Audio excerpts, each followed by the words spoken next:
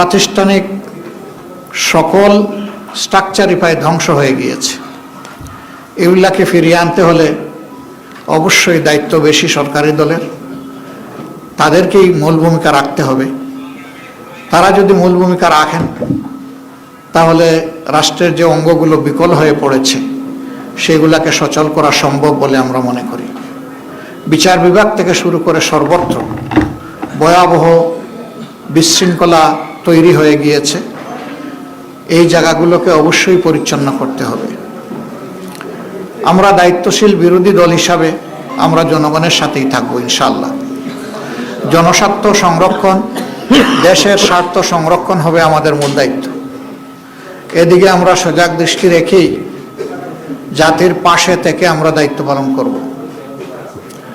সংসদে একটি কার্যকর এবং গঠনমূলক বিরোধী দল হিসাবে দুনিয়ার সভ্য দেশগুলা যেভাবে দায়িত্ব পালন করে আমরা সেই কালচারটা, সেই সংস্কৃতিটা সংসদে আমরা দেখতে চাই।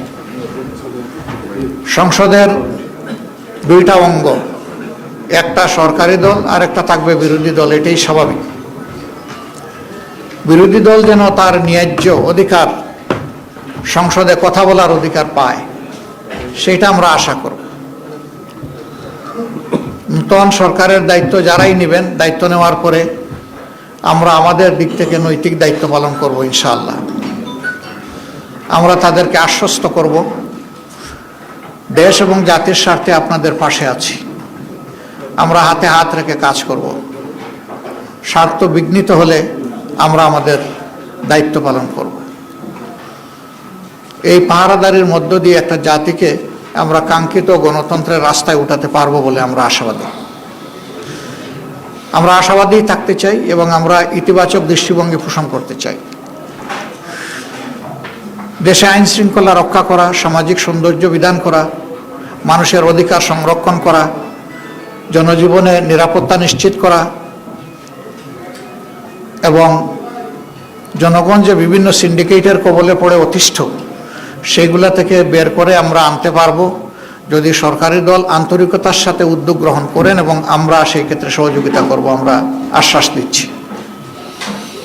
এই সার্বিক বিশৃঙ্খলা থেকে জাতিকে বের করে আনা এবং জুলাইয়ের যে আকাঙ্ক্ষা, জুলাই আকাঙ্ক্ষার প্রেক্ষাপটে আমরা আমাদের দায়িত্ব পালন করব। আমরা অতীতেও বারবার জুলাই শহীদদের প্রতি গভীর শ্রদ্ধা নিবেদন করেছি, জুলাই যোদ্ধাদের প্রতি শ্রদ্ধা নিবেদন করছি।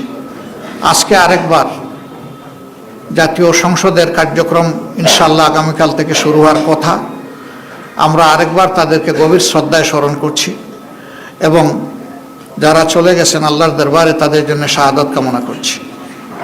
আর যারা আহত পঙ্গু হয়ে বেঁচে আছেন মহান মাবুদের দরবারে, মহান রবের দরবারে তাদের জন্য সুস্থতা কামনা করছি।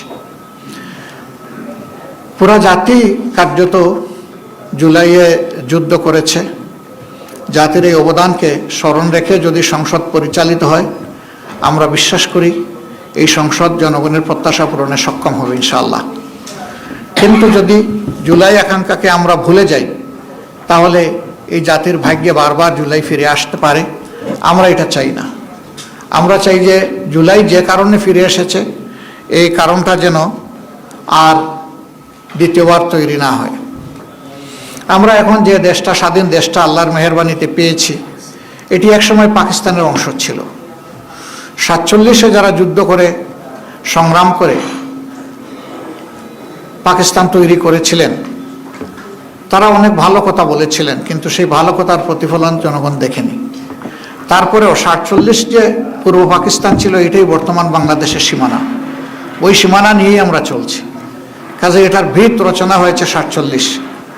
আবার 47-এর যারা সংগ্রামী ছিলেন, রাষ্ট্র পরিচালনার দায়িত্ব পেয়েছিলেন, তারা তাদের দায়িত্বটা নিঃশ্বাস সাথে পালন না করার কারণেই পরবর্তী পর্যায়ে যে বৈষম্য তৈরি হয়েছিল এর বিরুদ্ধে পূর্ব পাকিস্তানের জনগণ তারা ফুঁসে উঠেছিল। 70-এর নির্বাচনে তার প্রতিফলন হয়েছিল।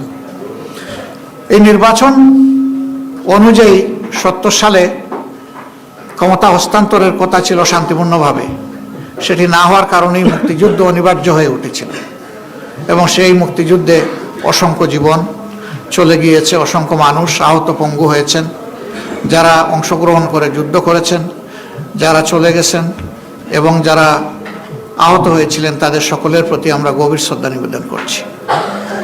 সম্মানিত বন্ধুগণ, ইতিহাসের ধারাবাহিকতায় আজ ২৬ সালের এই নির্বাচন অনুষ্ঠিত হয়েছে। অতীতে এদেশে সুষ্ঠু গণতন্ত্র প্রতিষ্ঠা হওয়ার কোনো পরিবেশ তৈরি হয়নি। আমরা আশা করি যে আমাদের সমবেত প্রচেষ্টায় সরকারি দল বিরোধী দল মিলে আমরা যদি দায়িত্বশীল আচরণ করি, জাতির প্রতি যদি আমরা দায়বদ্ধতা নিয়ে কাজ করি, তাহলে গণতন্ত্র তার প্রাতিষ্ঠানিক রূপ পাবে ইনশাআল্লাহ। এর কোনো বিকল্প আপাতত নেই, আমাদেরকে সেদিকেই ফিরে যেতে হবে। তবে হ্যাঁ, এই পরিবেশ ফিরিয়ে আনা খুব সহজ বিষয় নয়, অনেক চ্যালেঞ্জ আছে এর সামনে, আমরা বুঝি। চ্যালেঞ্জ যাই থাকুক, আমরা মনে করি এটা অর্জনযোগ্য। যদি আমাদের আন্তরিকতা উভয়ের থাকে তাহলে আমরা পারবো ইনশাআল্লাহ। তা আমি আজকে সাংবাদিক বন্ধুদের মাধ্যমে গোটা দেশবাসী যারা এই নির্বাচনে অংশগ্রহণ করেছেন, বিশেষ করে আমাদের পাশে দাঁড়িয়ে যারা সমর্থন শক্তি জুগিয়েছেন এবং যারা আমাদেরকে ভোট দিয়ে কৃতজ্ঞ করেছেন, আমরা তাদের সকলের প্রতি গভীর কৃতজ্ঞতা জ্ঞাপন করছি, আন্তরিক শুকরিয়া জানাচ্ছি এবং অভিনন্দন ও মোবারকবাদ জানাচ্ছি। আমরা যে দেশবাসী প্রত্যাশা নিয়ে আমাদের পাশে দাঁড়িয়েছিলেন, নির্বাচনের ফলাফলে তার পূর্ণ প্রতিফলন হোক কিংবা না হোক, আমরা সেই দেশবাসীকে কথা দিচ্ছি, নির্বাচনের আগে যত কথা আমরা আপনাদেরকে বলেছি, একটা বিরোধী দল হিসাবে আমাদের নিজের অবস্থান থেকে তার যতটুকু সর্বোচ্চ পালন করা সম্ভব, বাস্তবায়ন করা সম্ভব, আমরা সেই ব্যাপারে ইনশাআল্লাহ প্রতিশ্রুতিবদ্ধ। আমরা তা করার জন্য সর্বাত্মক চেষ্টা করব। আল্লাহ যেন আমাদেরকে সাহায্য করেন। সেই ক্ষেত্রে আমরা প্রিয় দেশবাসীরও সহযোগিতা কামনা করি। দেশবাসী, আপনারা ছিলেন আমাদের পাশে, আমরা আছি আপনাদের পাশে। আমরা আপনাদেরকে ছেড়ে কোথাও যাব না। সুদিনে দুর্দিনে যাই আসুক, আমরা দেশবাসীর সাথে থাকবো ইনশাআল্লাহ। আল্লাহ তাআলা আমাদের সহায় হন এবং আগামীকাল থেকে যে নতুন অধ্যায়ের সূচনা হচ্ছে, এটা দেশের জন্য কল্যাণ বয়ে আনুক, নতুন দ্বারা সুস্থ রাজনীতির বিকাশ ঘটুক এবং মানুষের জীবনে শান্তি এবং নিরাপত্তা ফিরে আসুক। আমাদের যুবকদের প্রত্যাশা পূরণ হোক, তাদের হাতে হাতে কাজ তুলে দেওয়ার জন্য রাষ্ট্র যেন পদক্ষেপ নেয়, সেই পদক্ষেপের আমরাও গর্বিত অংশীদার হতে চাই। আল্লাহ হাফিজ।